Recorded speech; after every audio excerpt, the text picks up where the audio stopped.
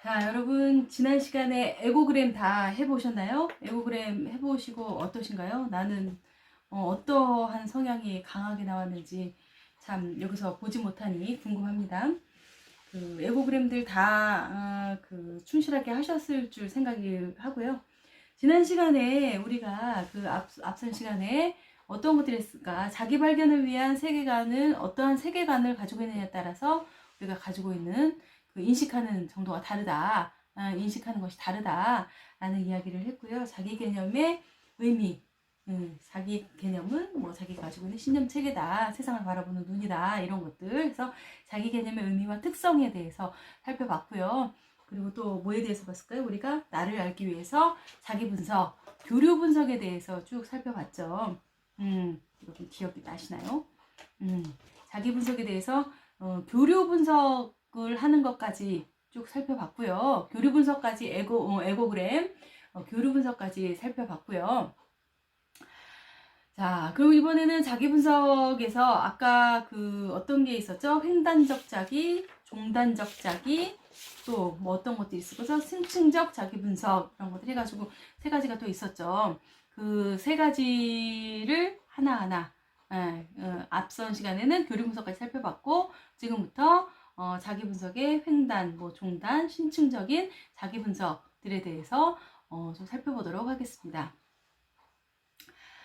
자, 그러면 횡단적인 자기 분석은 뭘까? 횡단적인 자기 분석은 현재의 현재 내가 나의 성격이나 특징, 장단점, 나를 나타내는 것들, 나를 나타내는 여러 가지 측면들, 그것들을 내가 체계적으로 살펴보고 나를 평가해보는 거, 나를 분석해보는 거, 이것이 횡단적인 자기 분석이다. 그러니까 아까 우리 봤죠? 현실적인 자기, 의상적인 자기, 의무적인 자기, 기능하는 자기, 이런 것들에 대해서 쭉 살펴보는 것이 이제 그 횡단적인 자기 분석이라고 할 수 있다 라는 거. 그러니까 우리가 횡단적인 자기 분석을 살펴볼 때 우리 교재에 보면 이런 것들에 대해서 이제 쭉 살펴보고요. 교재 51페이지서부터 55페이지까지 이제 자기에 대해서, 자기의 구성 요소, 뭐 현실적 자기에 대한 평가, 이성적 자기에 대한 평가, 의무적 자기에 대한 평가, 가능한 자기에 대한 평가에 대해서 이제 쭉 한번 점검해 보는 표가 나와 있습니다. 그러니까 횡단적인 자기 분석에서 나를 이제 좀 분석해 보는 이런 것들도 여러분들이 한번 쭉 이제 그냥 넘어가지 마시고 한번 체크를 해서 나는 어떤 부분이 좀 부족하고 어떤 부분이 나는 좀 좋은 부분을 가지고 있구나, 높은 부분을 가지고 있구나 라는 것을 여러분 스스로 좀 분석해 보는 그런 시간을 쭉 가져보시기 바랍니다.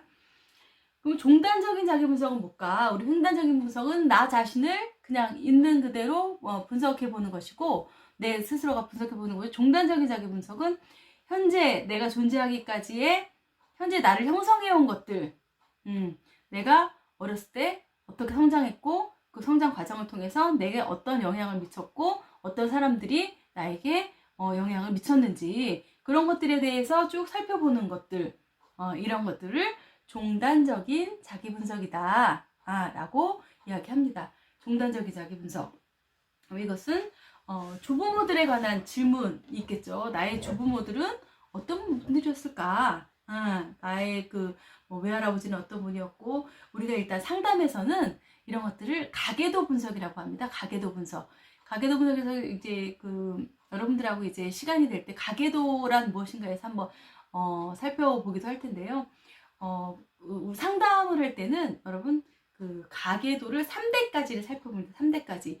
그러니까 나는 그냥 뚝 떨어져 있는 것들이 아니라, 떨어진 사람이 아니라 어떠한 조부모나 어떠한 부모 밑에서 내가 어떻게 형성됐는가를 보기 위해서 3대까지의 가계도를 보는데, 이것들의 형성을 보는 것이 종단적 자기 분석이라고도 할 수 있습니다.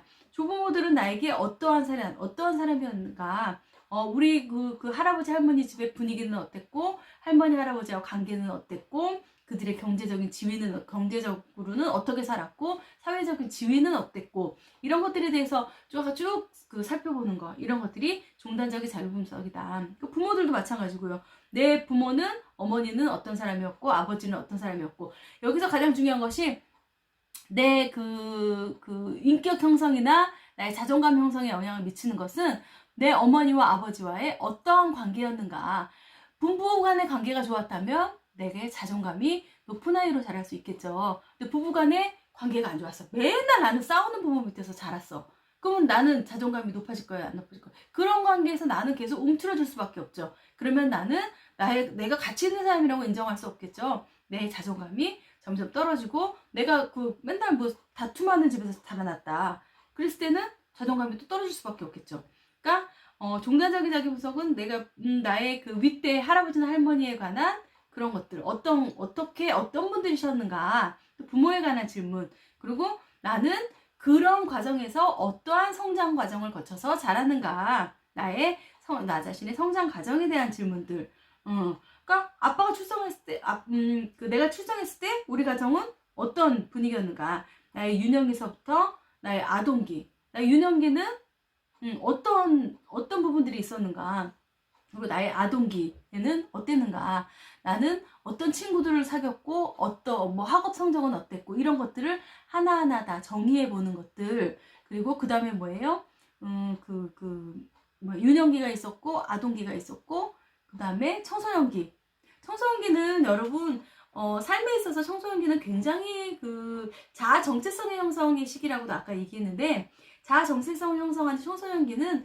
우리의 인생에 전반적인 영향을 미칩니다. 그래서 그 시기를 내가 어떻게 보내는가 이 시기에 또 이성에 관한 눈을 뜨게 되고 청소년기의 특징 중에서 여러분들 그런 말씀 요즘에는 이제 고등학교에서도 이런 것들 많이 배우는데 상상적 청중 뭐 개인적 우화 뭐 자기 외모에만 신경 쓰고 모든 사람들이 나만 다 바라보고 있는 것 같은 느낌 그런 것들 상상적 청중이라고 나는 이렇게 보내는가 아니면 개인적 우화는 뭐예요? 나는 어떤 것들을 해도 나는 불사조야 나는 해도 돼 나에 대한 그런 개인적인 우화를 가지고 있지는 않았는지 상상적인 청중을 가지고 있지 않았는지 그런 특징을 가지고 있지 않았는지 이런 것들에 대한 거 나의 청소년기는 어떻게 보내는가 이런 것들 나의 청소년기에 부모 관계는 어땠고 나는 어떠한 의미 있게 보내는가 아니면 나는 어떻게 불우하게 보내는가 이런 것들 한번 그런 질문들을 해보는 것들 그리고 지금 여러분들의 현재의 모습 내가 지금 대학생을 하면서 나는 지금 어떻게 여러분들 지금 새내기시니까 이제 그런 것들에 대해서 이제 조금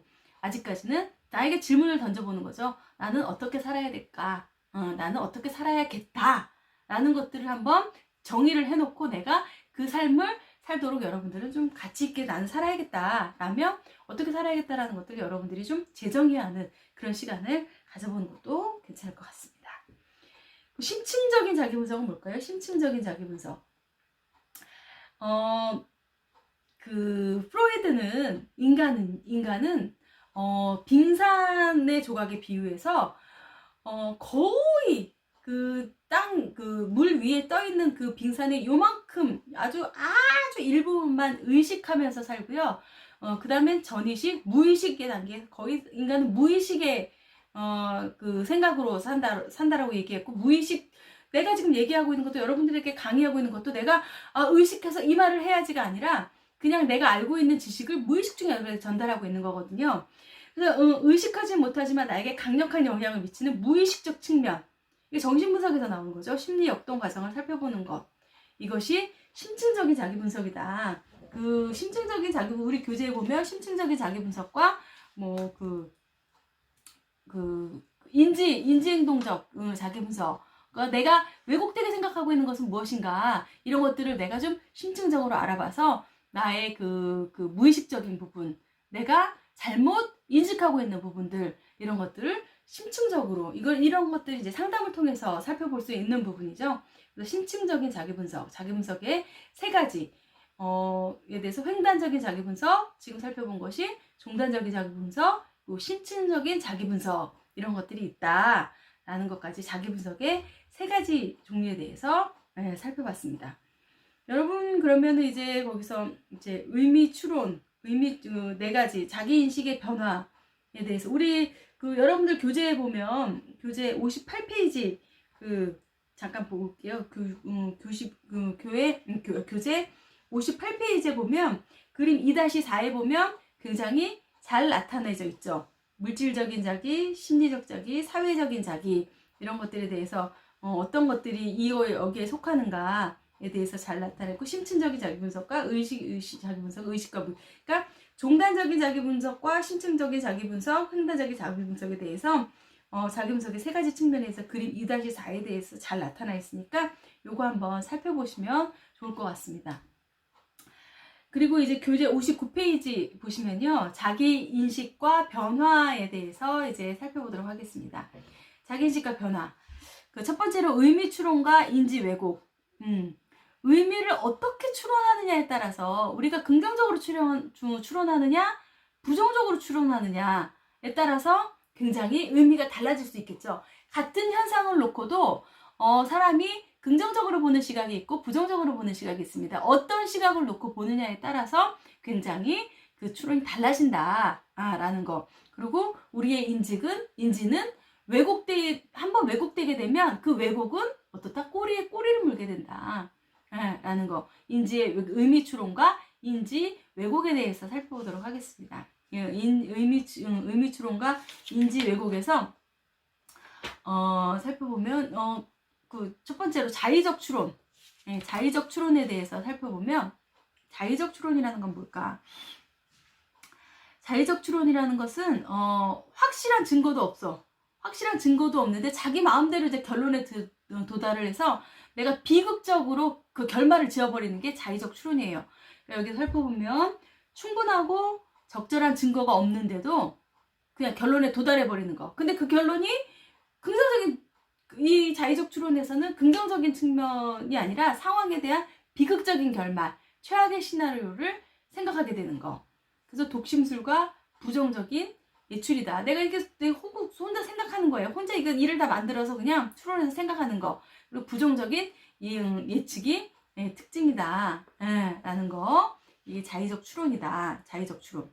그리고 우리가 걱정도 자의적 추론의 한 가지라고 할 수 있어요. 걱정. 일어나지도 않았는데 우리는 막 걱정을 하잖아요. 그래서 이렇게 되면 어떻게 할까? 그래도 우리가 추론을 해서 그 걱정을 해서 안 좋은 면에 도달하게 된다라는 거. 그리고 두 번째, 개인화라는 게 있습니다. 개인화는 뭐냐면, 자신과 전혀 상관이 없는 외적인 상황을 나와 연결 짓는 거예요. 나와 연결 지어서, 자기 자신과 관련 짓는, 인지 왜곡을 하는 거, 관련 짓는 경향. 그러니까, 예를 들어서 우리 교재 한번 볼까요? 교재 60페이지 교재 보면, 3명의 친한 친구 사이에서 자기만 두고 2명이 따로 가서 다른 주제로 재밌게 이야기를 하면서 자기를 힐끔힐끔 본다. 틀림없이 두 사람이 나에 대한 얘기를 하면서 흉을 보고 있다라고 생각하는 거. 그래서 이는 사실이 아닌 것을 자기와 연관지어서 잘못 생각하는 개인화의 인지 왜곡이 될 수 있다. 이런 것을 나하고 관련이 없어. 근데 괜히 이럴 거야. 나를 보고 이럴 거야. 나와 관련지어서 생각하는 거. 이것이 개인화다라는 거. 그리고 의무추론의 인지 왜곡에서 세 번째로 극대화 혹은 극소화. 극대화와 극소화라는 것은 개인이 불완전을 최대화하거나 좋은 점을 최소화할 때 생길 수 있는 거. 그러니까 불완전한 거, 불편하고 불안한 것은 아주 최대화시키고 좋은 것을 최소화시키는 거. 이게 극대화, 극소화라고 이야기하는데요. 자신의 장점이나 좋은 것들은 극소화해버리는 인지적인 왜곡을 나타납니다. 그러니까 좋은 것들은 극소화해버리고 부족한 면, 안 좋은 것들을 극대화해버리는 거죠. 그래서 이런 사람들은 열등감 이런 것들을 더 크게 갖게 되는 거죠.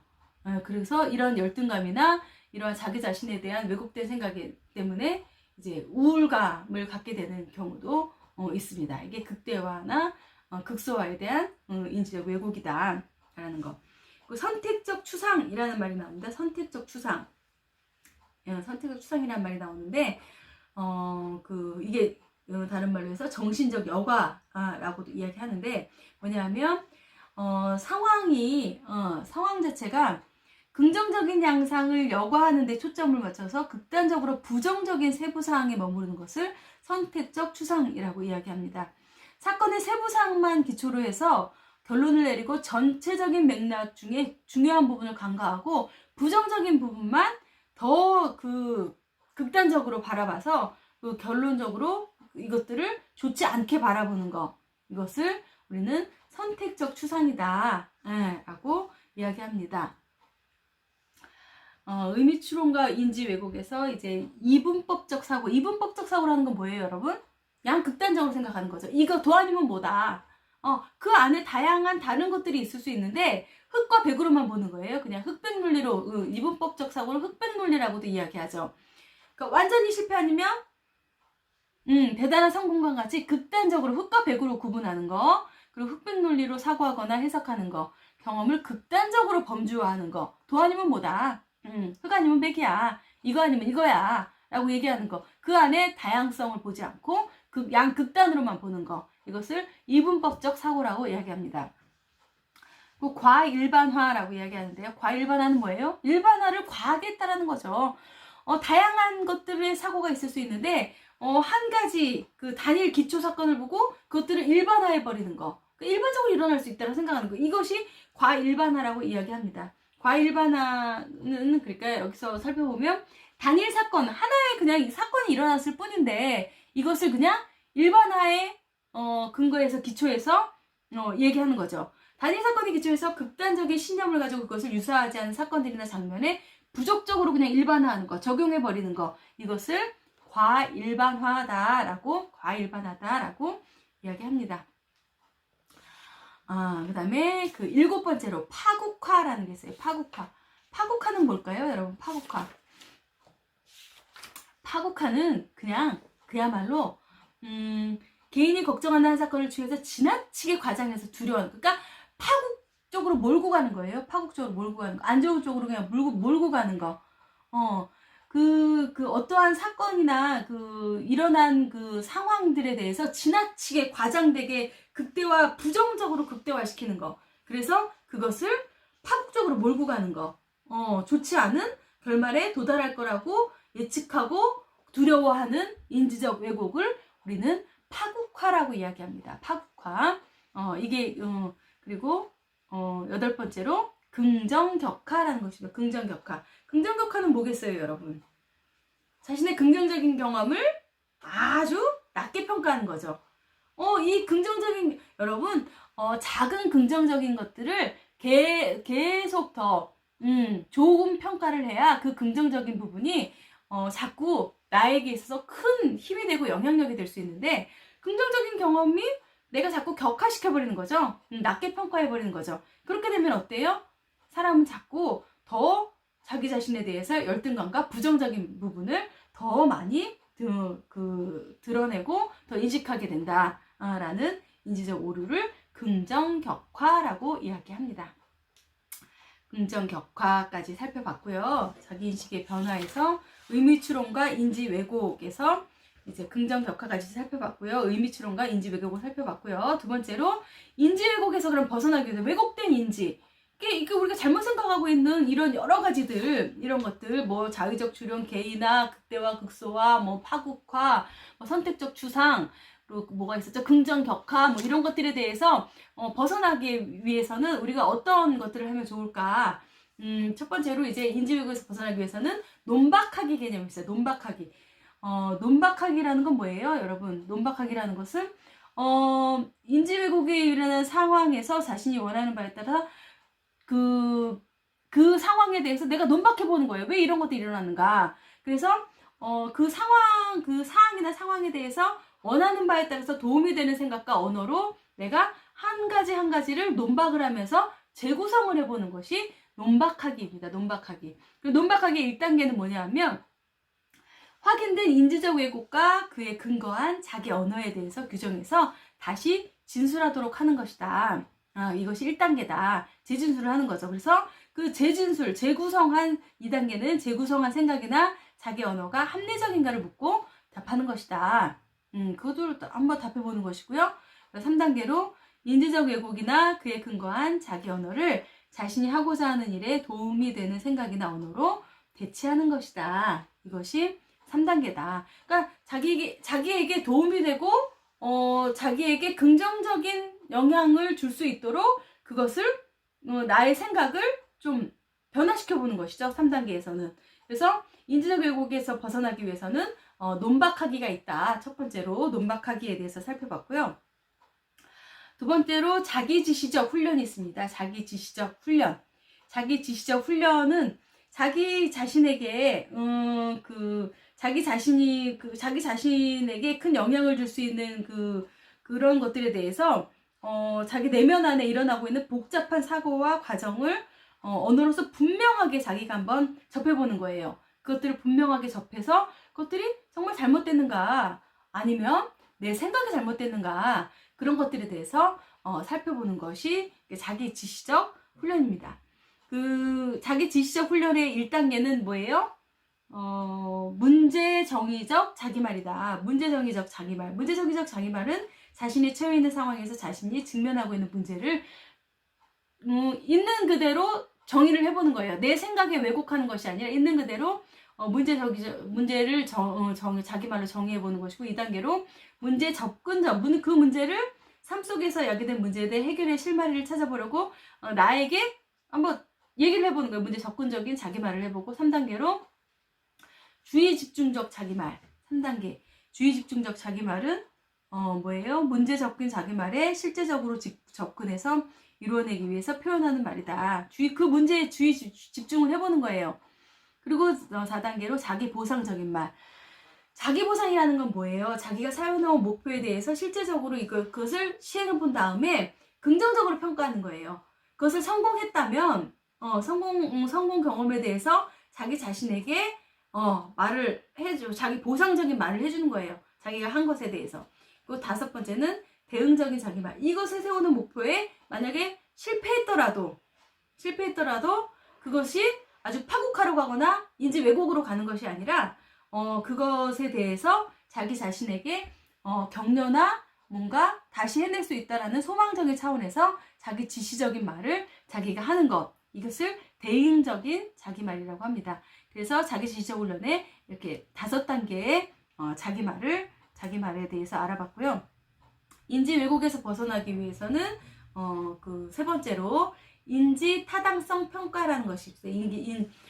내가 인지하고 있는 것이 과연 타당한가 내가 한번 살펴보는 거예요. 그래서 인지 타당성 평가에는 A-FROG라고 해가지고 앞자를 따서 첫 번째 단어를 따서 이렇게 1단계에서 5단계까지로 나눕니다. A는 alive에서 나의 사고는 나를 생기 있게 하는가를 내가 한번 나에게 질문을 해보는 거예요. 그 2단계로 feel, 느낌.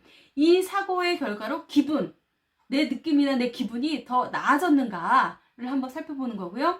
3단계로 reality, R입니다. 나의 사고는 현실적인가? 내가 이걸 현실적으로 정말 생각하고 있는가? 아니면 내가 이거 왜곡되게 생각하고 있는가를 나에게 질문을 해보고요. 마지막으로 others, 다른 사람들과의 관계에 도움이 되는가? 타인과의 관계에서 내가 이렇게 생각하고 있는 것이 과연 나에게 도움이 되는가를 살펴보고요.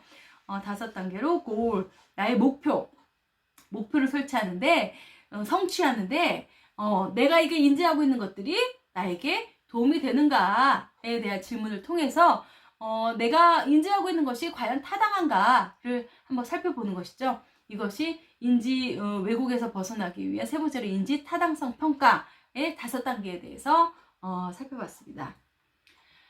자, 그리고 그 세 번째로 이제 인지 왜곡에서 벗어나는 것들에 대해서 살펴봤으면 그러면 나의 자아 개념을 증진하는데 어떤 것들이 있을 수 있을까? 그 자아 개념을 증진하는데 삶의 의미 찾기라는 거. 이제 빅터 프랭클, 이게 프랭클의 의미 원천에 대해서 여러분은 삶의 의미에 대해서 어떤 것들의 의미를 두고 있는가를 한번 생각해 보셨으면 좋겠어요. 나의 삶에 있어서 가장 의미를 두고 있는 것은 무엇인가? 이 빅터 프랭클이라는 사람은 죽음의 수용소에서라는 책을 통해서 나치의 그 감옥에 수용되어 있는 사람들이 정말 그 힘들고 어려운 상황 속에서도, 같은 상황 속에서도 어떤 사람은 정말 그 삶을 살아가는 데 있어서 정말 너무나 잘 살아가고, 어떤 사람은 삶을 살아가는 데 있어서 너무나 픽픽 쓰러지면서 삶을 포기하며 살아가더라. 그런데 내가 보아하니 삶의 의미를 가지고 있는 사람, 내가 살아야 되는 의미를 가지고 있는 사람은 그 사람은 너무나 자기 삶의 의미의 의지를 가지고 열심히 살더라. 그래서 그 수용소에서 벗어나더라. 벗어날 때까지 자기 삶을 잘 유지하더라. 그래서 삶의 의미, 일에 찾을 수도 있고, 최상의 자기의 컨디션이나 제 최상의 자기가 최상으로 생각하는 것들, 사랑에서 찾을 수도 있고, 과거의 나의 모습에서도 나의 의미를 찾을 수 있고, 나의 고통 속에서도 나의 의미를 찾을 수 있는 것이죠. 그러니까 나의 의미의 원천, 여러분의 의미의 원천은 무엇인가? 여러분이 지금 살고 있는 삶의 의미는 어떤 것들이 있는가? 이런 것들에 대해서도 한번 쭉 생각해 보면 좋으실 것 같아요. 그러니까 이 빅터 프랭클은 그래서 얘기하는 것은 의미의 의지라고 이야기합니다. 의미의 의지. 어떠한 삶의 의미를 가지고 있는지에 따라서 우리가 그 의지를 갖는다라고 해서 의미의 의지. 실존주의 철학에서 나오는 거거든요. 실존주의 철학의 가장 기본 바탕은 자유입니다. 자유와 의무. 그 자유 속에서 나에게 주어지는 의무, 내가 해야 될 것들. 자유만 가지면 방종이 되겠죠. 근데 그 자유 안에서 내가 가지고 있어야 될 의무에 대해서 실존주의 철학에서 나오는 빅터 프랭클의 이제 삶의 의미에 대해서 좀 자아 개념의 증진에서 삶의 의미 찾기, 그 일과 사랑, 최소한 우리 그 교재에 보면 쭉 내용이 나와 있으니까 여러분들 한번 쭉 읽어보시기 바랍니다. 그러니까 여러분들 여기서 쭉 보셔도 고통이나 이런 속에서도 나의 의미를 찾을 수 있다라는 얘기죠. 그러니까 우리가 이제 그 교재에 여러분들 이제 교재 65페이지서부터 쭉 나와 있으니까 이런 것들 여러분들 한번 쭉 읽어보시기 바랍니다. 그리고 자아 개념의 자기 개방하기. 자아 개념의 증진, 여러분, 사람은 그 자기를 개방함으로 인해서 타인도 나에게 그 좋은 이미지를 가질 수 있고 좋은 느낌을 가질 수 있어요. 나는 꼭꼭 숨겨놓고 타인만 알려고 하면 그 타인은 나에 대해서 개방을 하지 않겠죠. 그러니까 자기 개방하기는 타인과의 관계 맺기에서 굉장히 중요한 영향을 미칩니다. 그러니까 자기 개방하기는 자신의 개인적인 정보를 상대방에게 의도적으로 노출시키는 행위이다. 나의 생각과 나의 가지고 있는 기본적인 나의 그 정보나 이런 것들을 의도적으로 노출시키는 게 자기 개방하기다. 그 자기 개방의 효과는 어떤 것들이? 자기 개방은 상호 이해의 깊이를 증진함으로써 인간관계의 발전을 가져오는 가장 중요한 과정이라고 할 수 있다. 라고 이야기할 수 있습니다. 자기 개방이 중요하죠. 자기 개방을 해야 타인과의 관계에서도 타인과의 관계 맺는 데 있어서 원활한 관계를 맺을 수 있다라는 개념. 그리고 자기 개방을 통해서 얻을 수 있는 것들은 어떤 것들인가? 첫째, 자기 개방을 통해서는 지금도 얘기했지만 타인과의 의사소통을 증진시킬 수 있다. 자기 개방 효과는 타인과 의사소통을 증진시킬 수 있다. 그리고 자기 개방을 통해서 여러분, 나를 개방으로 인해서 내가 못 봤던 나의 모습을 볼 수 있어요. 그렇기 때문에 자기 이해를 증진시킬 수 있다 라고 이야기할 수 있고요. 나를 개방함으로 인해서 타인과의 그 친밀감을 더 높일 수 있다. 친밀감을 증진시킬 수 있고 나의 개방을 통해서 감정에 대한 정화도 가질 수 있다라는 거. 자기 개방의 효과는 의사소통을 증진하거나 자기 이해를 하거나 친밀감을 증진시키고 자기 감정에 정화를 가져올 수 있다. 정화를 줄 수 있다. 라는 거. 자기 개방에 대해서 살펴봤고요.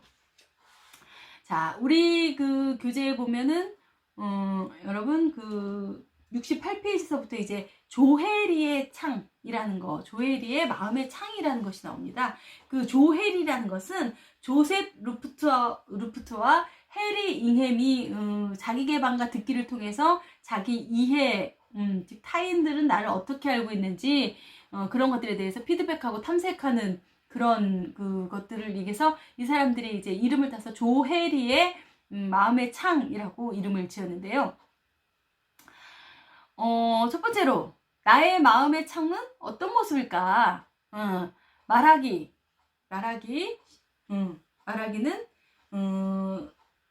사람에게 신뢰를 줄 수 있고 나를 노출하는 것입니다. 그러니까 나의 마음의 창에는 말하기와 듣기가 있다. 듣기는 사람들의 말을 들으면서 그 말을 경청을 잘해야 그 피드백에도 실수가 없는 거죠. 우리는 대화를 할 때요. 대화를 하면서 사람들의 말을 들을 때 이 사람이 어떤 말을 할까라는 생각을 하면서 들으면 자꾸 이게 뭔가 이게 대화를 순수하게 들을 수가 없게 되는데요. 수용적인 그 상담에 있어서도 무조건적 수용이라는 게 있죠. 그 사람의 말을 할 때 그 말을 그대로 있는 그대로 받아들일 때 내가 그 말을 오류가 없이 듣게 됩니다. 그러니까 그 대화에 있어서는 말하기보다는 듣기가 더 중요하다라고 이야기할 수 있습니다. 말하기도 중요하지만 나를 노출하는 것도 중요하지만 그러니까 나를 노출할 때도 나를 포장해서 노출하는 것이 아니라 나를 있는 그대로 노출하는 거 이런 것들이 중요하다라는 거. 나의 마음의 창은 어떤 모습일까? 말하기와 듣기. 대화 스타일별 강점과 약점. 자, 보면 조혜리의 마음의 창에는 4가지의 영역이 있습니다. 네 가지의 영역. 우리 교재에 보면은 69페이지에 이제 말하기와 듣기에 대해서 이제 영역에 대해서 쭉 나와 있는데 여러분들 요거 한번 쭉 나는 타인에게 나에 대해 솔직히 말하는가? 방금 말씀드렸죠? 타인은 나의 모습을 잘 나타내 보이는가? 나는 타인에게 나의 드러나지 않은 감정이나 생각을 잘 나타내는가? 이것이 말하기 영역이고요. 조혜리의 창에서. 듣기는 나는 타인이 나에 대해서 어떤 생각을 가지고 있는지 알려고 하는가? 나는 타인이 나에 대해서 어떤 말을 하는지 귀를 기울이는가? 나는 타인이 나를 어떻게 평가하고 있는지 알고 있는가? 이런 영역들에 대해서 이제 내가 나를 알아보는 것입니다. 조혜리의 마음의 창. 이런 영역들을 가지고 이제 살펴보는 건데요. 여러분 조혜리의 창은 4가지의 영역으로 나눕니다. 4가지 영역. 공개적 영역, 맹목적 영역, 숨겨진 영역, 미지의 영역. 공개된 건 뭐겠어요, 여러분? 공개된 건. 나도 알고 나에 대해서 타인도 아는 거. 개방적 영역이라고도 하는데요. 나도 알고 다른 사람도 알려진 나에 관한 정보. 이게 공개적 영역, 개방적인 영역이라고 이야기합니다. 그리고 두 번째로 맹목적인 영역이 있죠. 나는 몰라요. 내가 나에 대해서 잘 모르지만 타인은 나에 대해서 잘 알고 있는 거. 이것을 맹목적인 영역이라고 합니다. 그리고 세 번째로 숨겨진 영역이라는 게 있어요. 숨겨진 영역. 숨겨진 영역은 어때요? 나는 알고 있어요. 나는 알고 있지만 타인에게는 나에 대해서 알려지지 않은 정보. 이것을 숨겨진 영역이라고 합니다. 그리고 미지의 영역이라는 건 뭐예요? 미지는 뭐예요? 미지의 영역이라는 거예요. 나도 몰라. 타인도 몰라. 나도 모르고 타인도 모르는 나에 관한 정보. 이것을 미지의 영역. 그러면 여기서 여러분 공개적 영역, 맹목적 영역, 숨겨진 영역, 미지의 영역이 있는데 이 4가지 영역 중에서 어떤 사람이 타인과의 관계를 잘하는 사람일까요? 그렇죠. 공개적인 영역에 있는 사람이 타인과의 관계를 잘하는 사람이라고 이야기할 수 있습니다. 자, 그러면 조혜리의 창에 대해서 이제 개방형과 주장형, 신중형과 고립형이라고 이야기하는데요. 한번 쭉 살펴볼게요. 여기서 보면 듣기 피드백이 높을수록 말하기가 자기 개방이 높을수록 해서 이제 그 점수가 이제 그 말하기 영역도 높고 듣기 피드백도 높은 영역일 때 선을 그어보는 거예요. 선을 그어보면 이 사람은 이 부분이 가장 넓죠. 듣기 피드백도 높고 말하기도 높고 이럴 때는 개방형이라고 얘기합니다. 개방형. 그리고 두 번째로 어때요? 듣기 피드백이 높죠. 듣기 피드백이 높고 말하기 부분, 듣기 피드백. 그러니까 여기서 자신과 남이 다 알고 있는 부분은 요만큼이죠. 요쪽 부분, 이 부분이 높을 때, 맹목적 영역, 남은 알고 있으나 나 자신은 알지 못하는 영역. 이거는 주장형이라고 해서 주장형이라고 이야기합니다. 맹목적 영역이 많은 사람, 맹목적 영역이 높은 사람. 그러니까 듣기 피드백이 상당히 높은 사람이죠. 상당히 높은 사람. 그리고 맹목적 영역, 남은 알고 있으나 자신은 알지 못하는 주장형이라고 이야기하고요. 여기서는 말하기 자기 영역과 숨겨진 듣기 피드백에서 요 아랫부분을 차지하는 사람들, 요 아랫부분을 차지하는 사람들은 숨겨진 영역이라고 해서 신중형이라고 이야기합니다. 그리고 요 부분을 차지하는 사람들, 요 부분 미지의 영역에서 나도 모르고 자신도 모르고 이런 사람들을 우리는 고립형이라고 이야기합니다. 그러니까 이 창 안에서 이 부분을 차지하게 되는 개방형, 이 부분을 차지하는 사람들은 주장형이라고 이야기하고요. 이 부분을 차지하는 사람들 신중형, 이 부분을 차지하는 사람들은 고립형이라고 이야기합니다. 조혜리의 창의 유역에 대해서까지 살펴봤습니다. 자, 여러분 이게 조혜리의 마음의 창에 대해서 이렇게 살펴보면서 자기 개방의 정도가 높고 피드백을 받는 정도도 높을 때 우리는 개방형이라고 이야기한다라는 거. 그럴 때 대인관계가 더 잘 이루어질 수 있다라는 거까지 살펴봤습니다. 자, 그리고 여러분 이제 교재에 보면 교재 72페이지에 대인관계 훈련에서 나의 대화 스타일 진단 이라는 것이 있습니다. 여기서 그렇지 않다, 뭐 그저 그렇다, 매우 그렇다 1점에서 10점까지 쭉 나와 있죠.